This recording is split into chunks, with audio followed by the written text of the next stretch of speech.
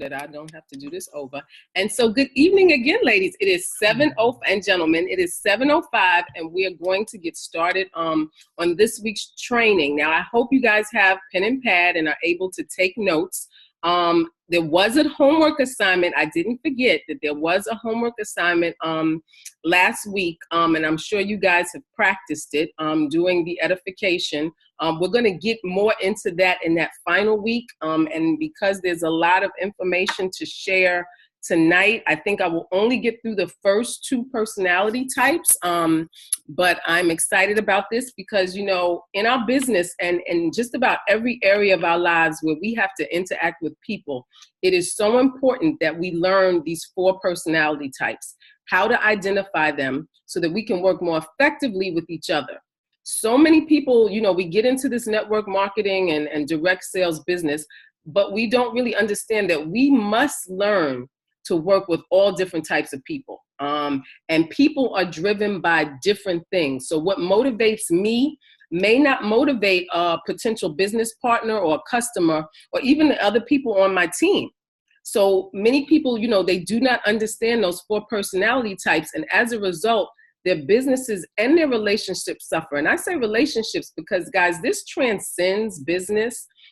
Doing this research, looking at these different personality types, there is a lot of studies out there, psychological studies, different ways of measuring personality types, the Myers-Briggs.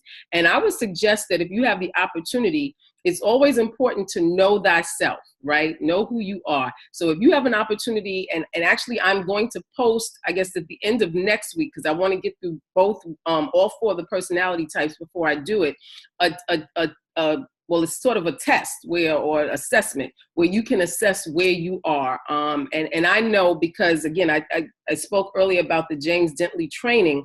He was one of the first times I'd done this type of personality test. I've done Myers-Briggs and those things, but this was the first time I did, you know, the sort of business modeled one. And I was pretty surprised at my results. They came back in a way that I didn't necessarily expect them to come back. But so that's important to do. So now we talk about why is knowing the personality types important. We kind of touched on it as we were getting ready. The call was just starting when you're talking about speaking a language that other people can understand. So when we know these personality types, it gives us the information to be able to understand, to interact and communicate with each other better. And as a result of learning this information, I'm hopeful that we'll be able to quickly identify someone's personality type, which makes prospecting, which makes, you know, sharing this information and even closing and working together with your teammates so much easier. It's also a great way to build relationships and identify with your audience or your customer. Understanding why someone may act or respond in a certain way helps you to relate to them. And this is a relational business, and we want to build a rapport and respond accordingly for the most effective results, right? So let's just keep in mind, like even at home, right? So, you know, wouldn't it be helpful to understand how to respond to, you know, your child or your husband who can't ever find their homework or the keys, right? Or that prospect that keeps asking you a million questions that seem totally unnecessary to you. You know, I'm sure that if you're like most people that have learned this information, it will have a major impact, like I said, not only on your business, but on your life. So let's get started. And I will start off with a disclaimer. Again, I tell you, I'm learning to work smarter, not harder, and there's lots of resources out there. But this slideshow today is not as, you know, as jazzy as the one I borrowed last week. So, but I'd like to put something visual out there because I know that many of us are visual learners.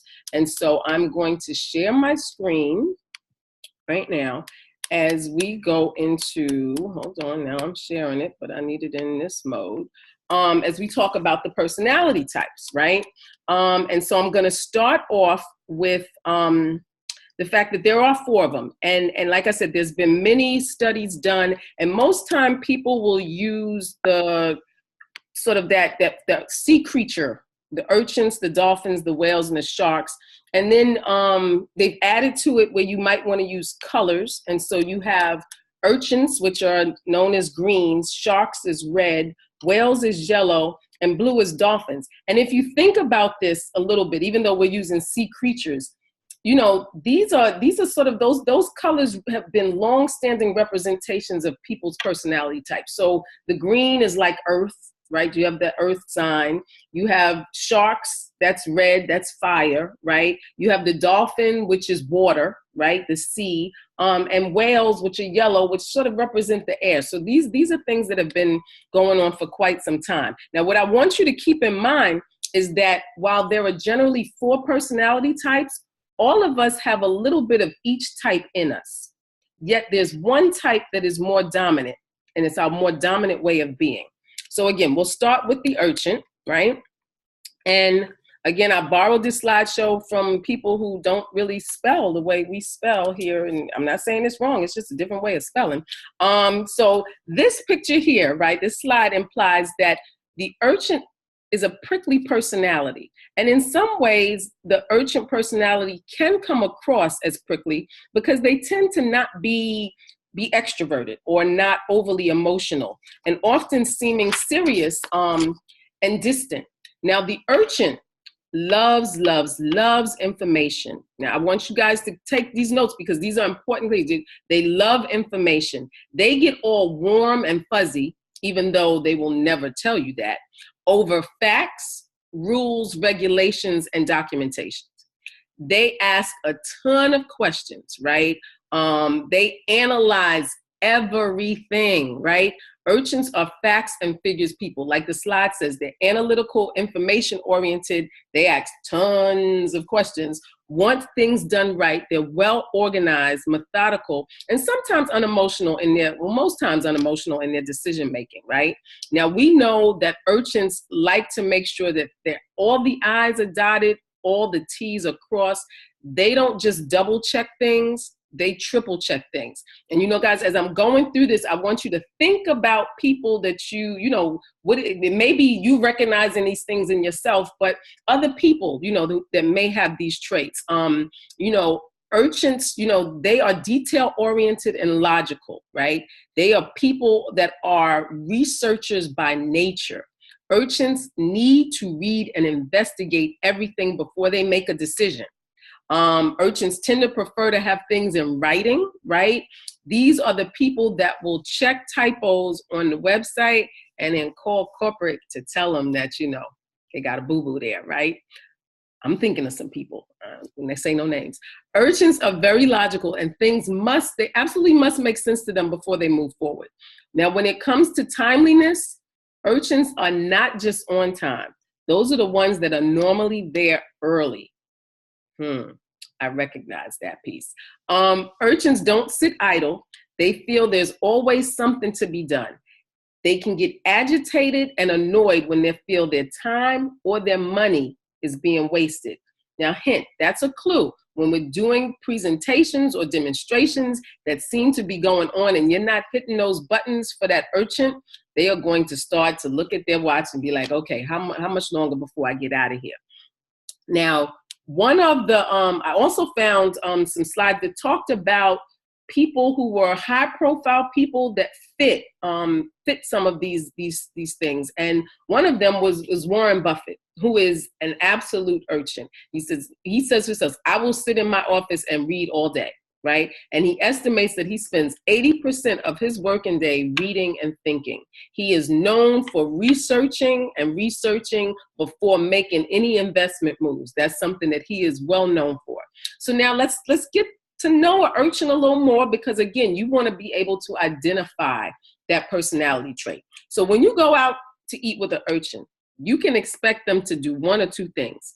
Either they're going to order that same dish that they always order when they go to a restaurant because it's safe, or they're going to peruse that menu at length and ask for a whole lot of different substitutions. Can I substitute this for this? Can we move this here?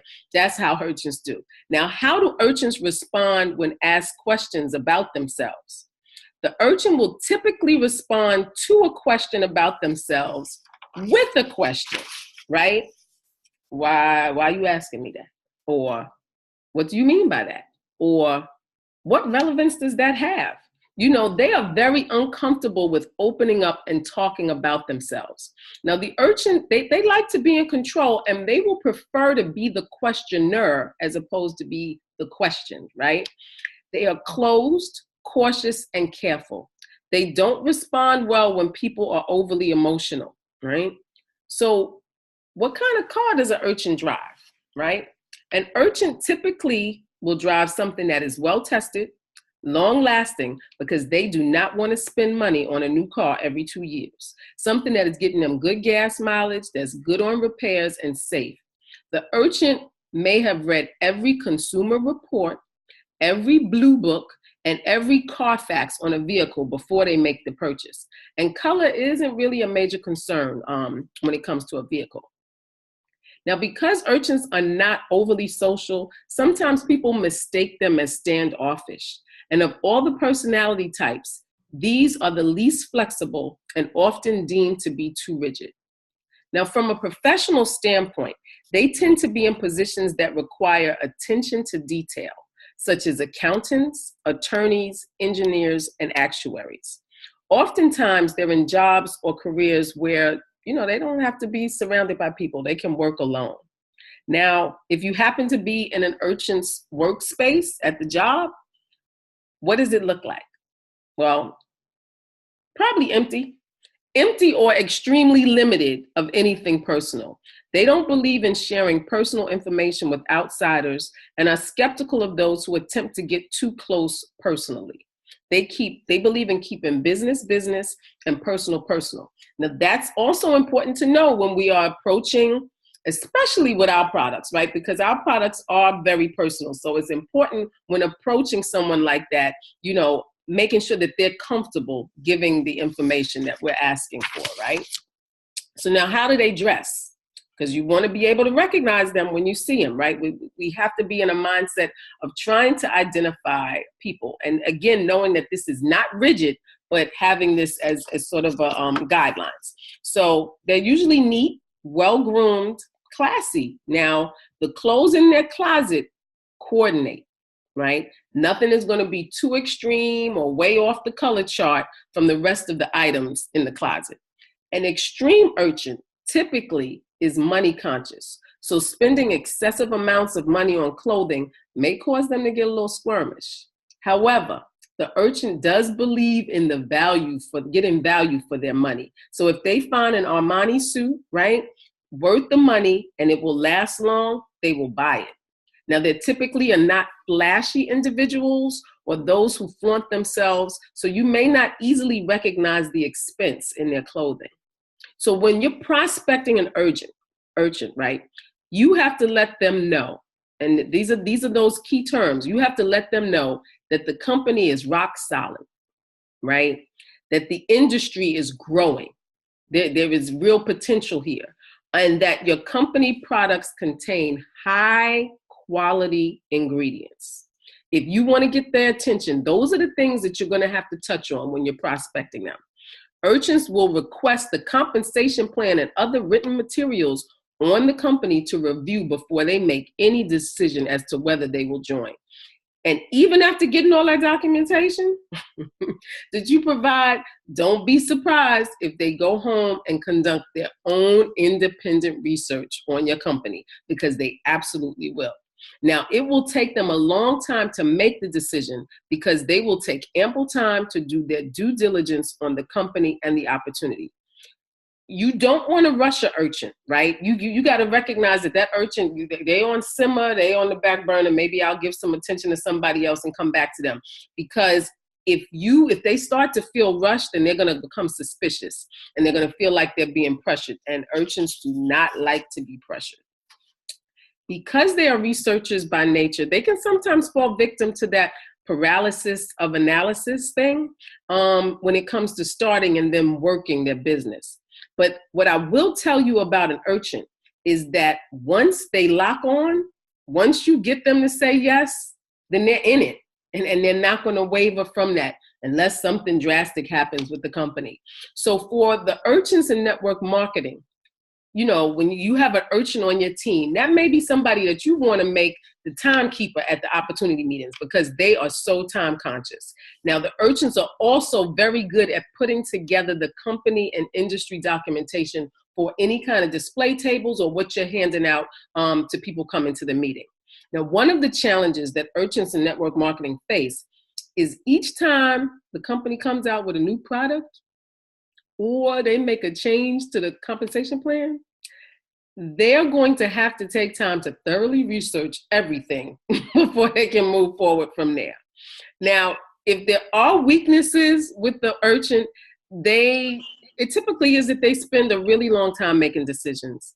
They tend to procrastinate. They can be critical of others, and they are perfectionists in everything. And sometimes striving for perfection, you know, that's in a tank, people can get stuck spinning their wheels. Now, they also may settle for what's practical and realistic versus going for their big dreams. Now, do you guys know an urchin? Perhaps you are an urchin. Can you identify with the urchin traits? Now, of course, these are all generalized traits, and I will stress that throughout this. And there are, of course, many exceptions. There's many variations. There's different depths, and, you know, it's a spectrum that people can fall upon.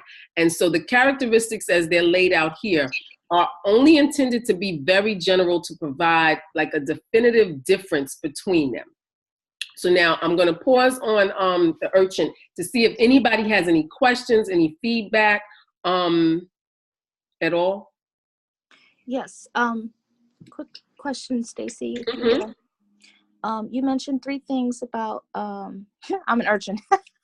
You mentioned okay. 3 things about what to say in helping them join the company. You said 1, to assure them it's a rock solid company. And what were the other 2 things? That the industry is growing. Yes, industry is growing. And that your company's products contain high quality ingredients. Thank you. Companies. Thank you. Now, I'll tell you that, you know, it was funny because I would have never, I mean, when I first thought about urchin, they're like, oh, those are the facts people, the information. I was like, oh, I'm not an urchin.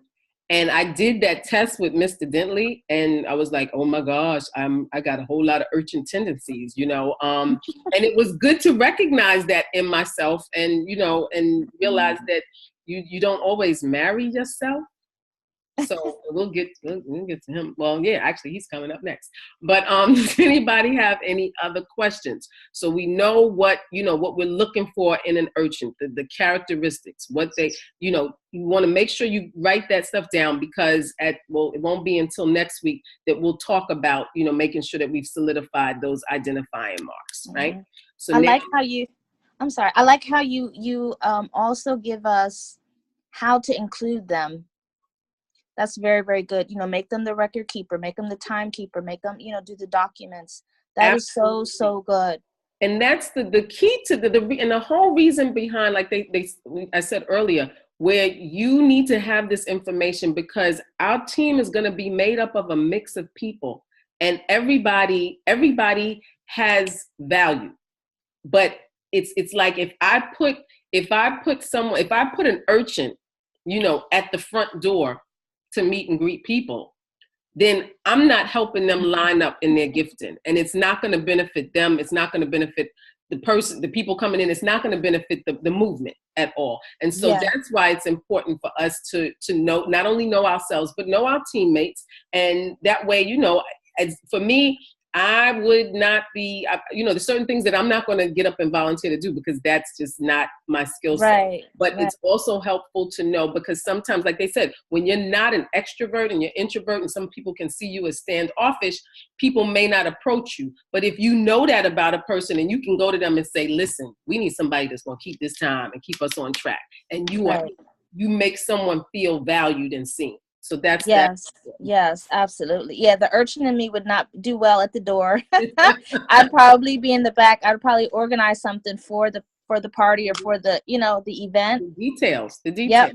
Absolutely. So great. So now we're going to talk about, next is the dolphin, right? So now when you hear dolphin, every time I say dolphin now, I hear what's the song? Where the party at? Somebody another. I don't know the words to the song, but that's the song that plays because that's what the dolphin is looking for. Where is the fun?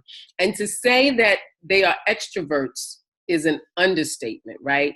These are our social butterflies. Of all the personality types, dolphins are the fun lovers and they know how to have a good time. They like being the center of attention. They absolutely love people, right? They are creative, they're colorful, they have a great sense of humor, a free spirit, values freedom, and they typically tend to be not well organized unless they have a system in place to help them, right? So now, the dolphins, they are the life of the party and know how to make people laugh and feel good. Dolphins believe everyone should be free and enjoy life. If you can't say it enough. Dolphins love to have fun. Now they get all warm and fuzzy about meeting new people, right? Talking to everyone about anything, don't matter, and are always in the know about something. Now, much like the urchin, the dolphin typically doesn't sit idle. They feel there's always something to be done. Now, while the urchin wants to check tasks off a list, the dolphin pretty much just wants to get out there to see what the day where the day takes them. Find the fun and exciting things life has to offer. They can be loud. They love to laugh and have fun. Dolphins have very big, bubbly personalities. When you go out to eat with a dolphin, right, here's what you can expect. Expect them to flip-flop between several choices of entrees. Then go on a tangent discussing lots of other topics before making their final decision. Now, they are the ones that are going to be willing to try anything new, and the more visually appealing the dish, the better. Dolphins are more impulsive, and they will make decisions based on feelings, right? Too many facts and figures or details will bore them, right?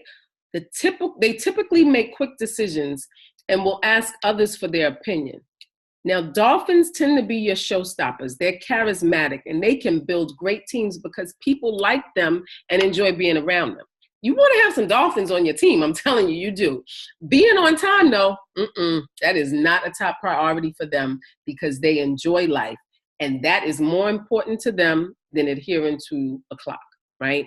Now, how do dolphins respond when asked questions about themselves? They will go on and on and on about themselves, what they love, what they enjoy, what they don't love or enjoy, and why. They like to talk. They have expressive faces and voices. Okay, so now what does a dolphin drive? Anything as long as it fits their personality and is in their favorite color, right? The person who drives that bright yellow VW Bug with the flower on top of their antenna and the colorful seat covers, or that person with the big flashy blue Mercedes with the customized plate, that's a dolphin.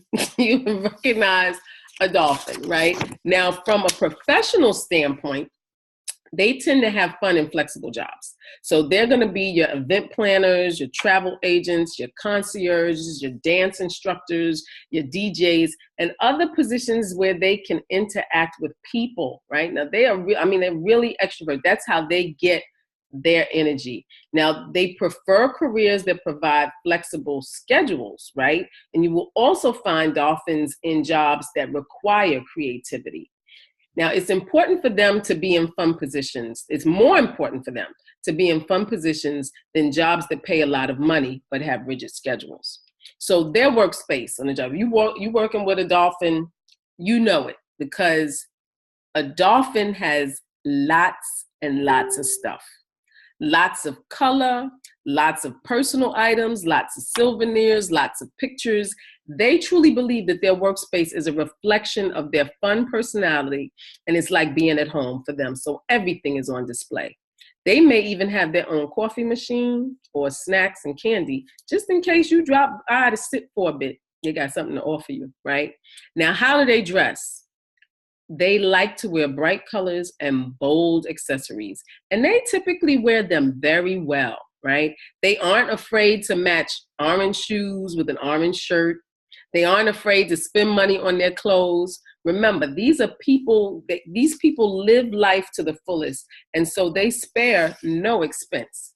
So now when you're prospecting a dolphin, you have to let them know about the fun.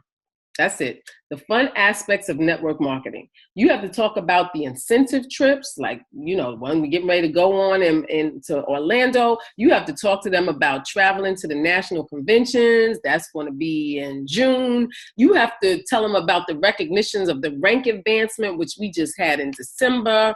You have to talk about the company parties, the team get-togethers. If you want to get their attention, you're going to have to show them that this is fun, right?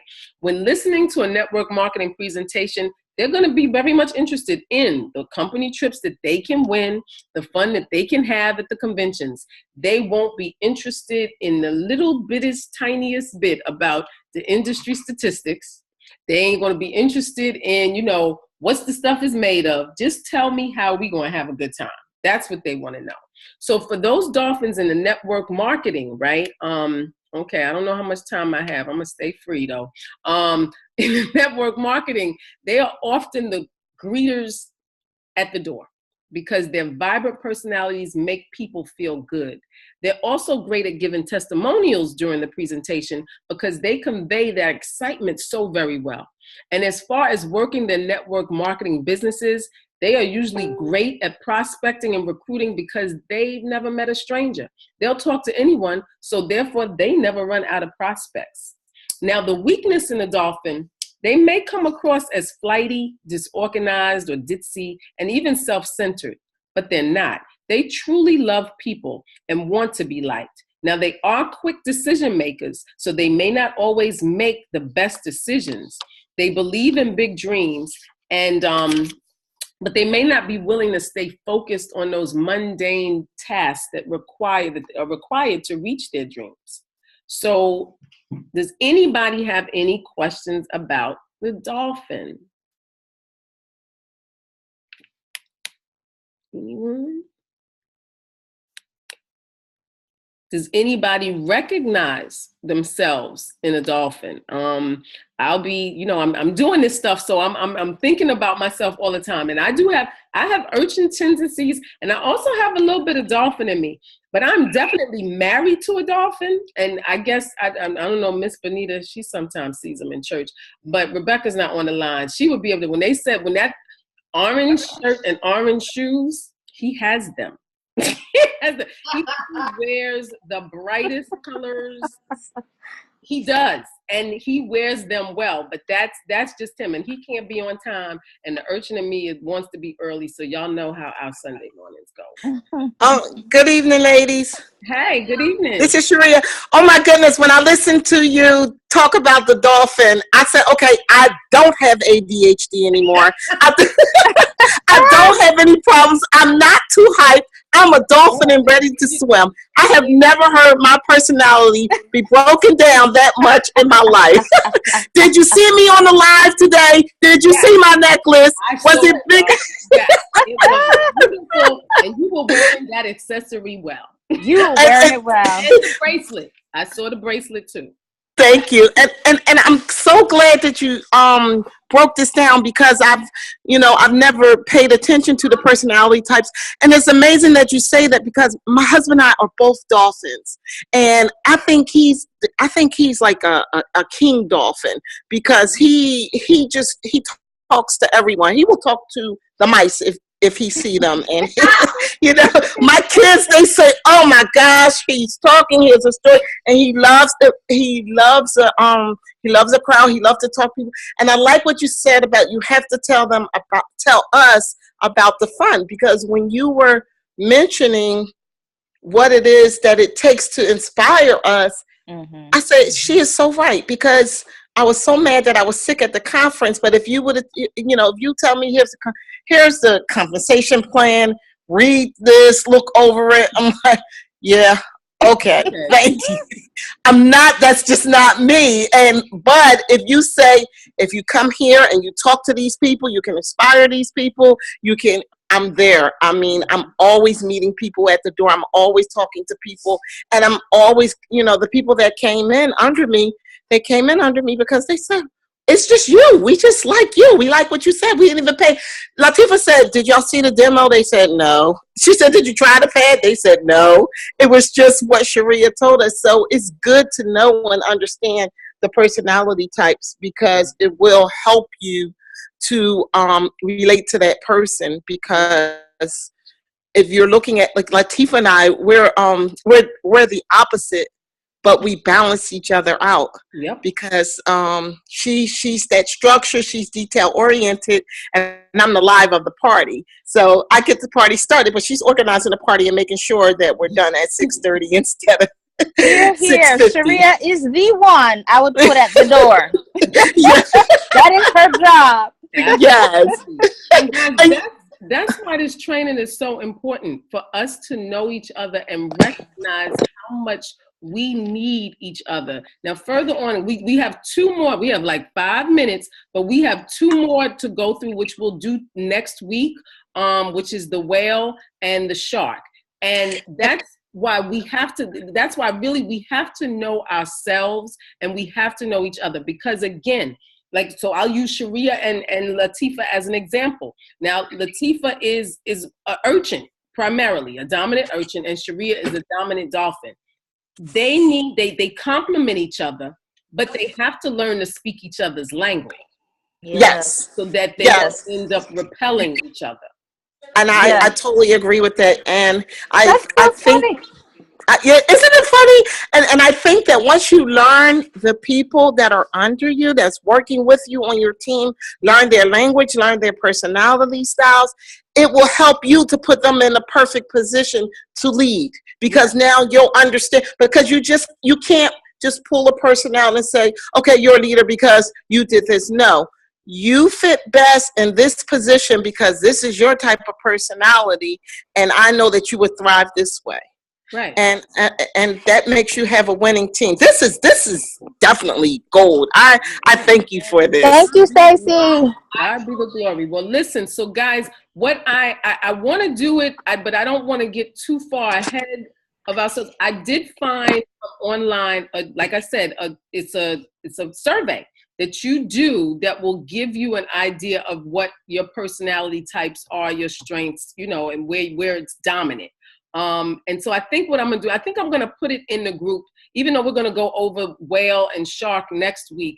You don't need that information to do this. It's actually better to do it without knowing this information, so that you're filling it out, so you're not trying to fit yourself where you think you're supposed to be, because sometimes we do that. And so I'm going to post it in the group in the files. It's a PDF, and you guys can download it and fill it out. And then, we'll come back, and next week we'll talk about the whale and the shark, and we'll talk about what we found out about ourselves. But really what gets me so excited about this is if we get to know one another. I mean, POP, we are a team united. We are, no matter what, we are a team united. But if we can get this information in us, so that when we're communicating with each other, we're not only communicating well, but we're being receptive because we understand where that person is coming from, right?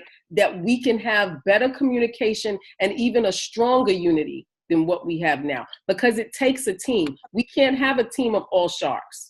We can't have a team of all one characteristic. It takes all of us together, to be here, and also sometimes to move ourselves out of the way when we know that somebody else may be better suited to talk to that particular prospect, without feeling like that person is a better, closer than I am. But if you're speaking the language that is going to close that person, then yes.